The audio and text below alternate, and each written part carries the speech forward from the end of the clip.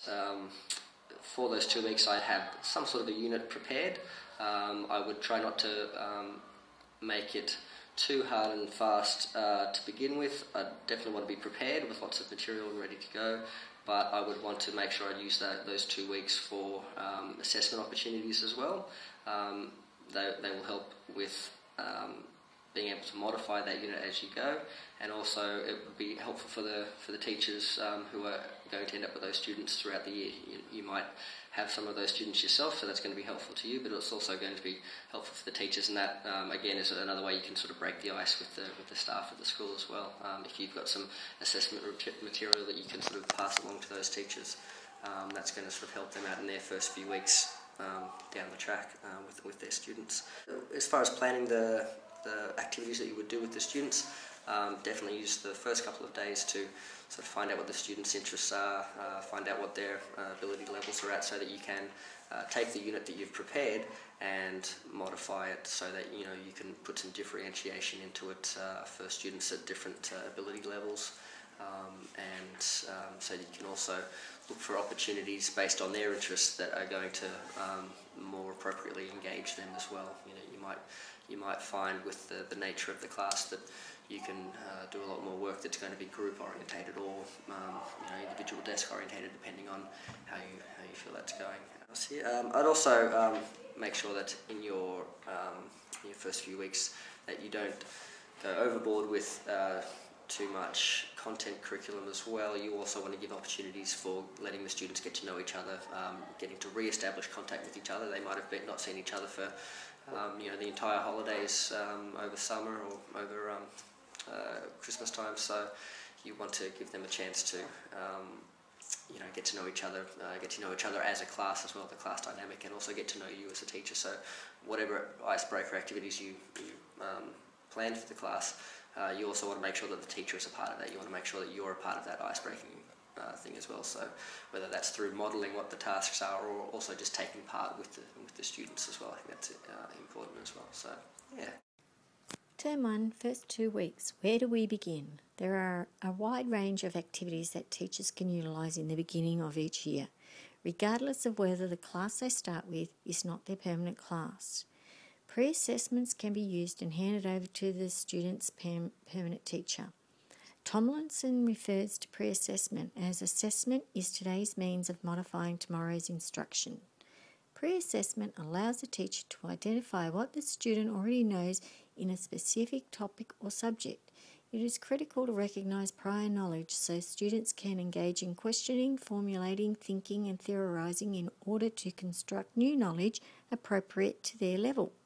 In addition, children's social games are excellent for creating a friendly and relaxed atmosphere and producing an informal, easy way for children to reconnect and get to know each other.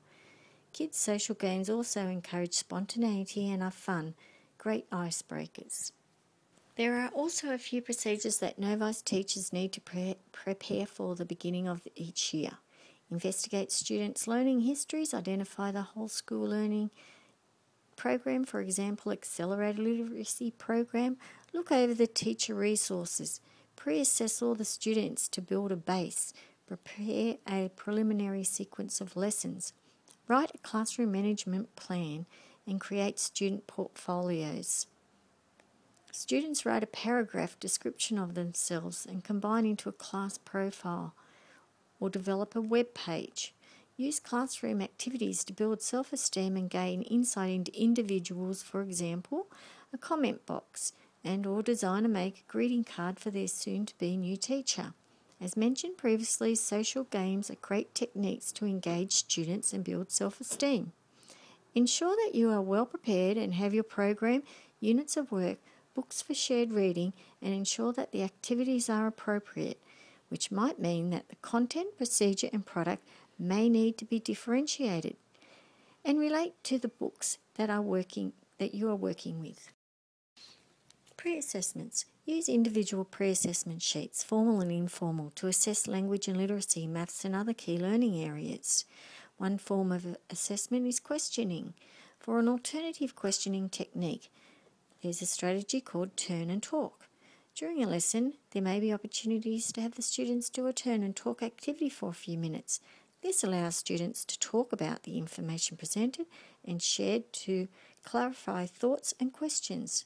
This is an effective substitute strategy to asking questions to the whole group and having the same students respond.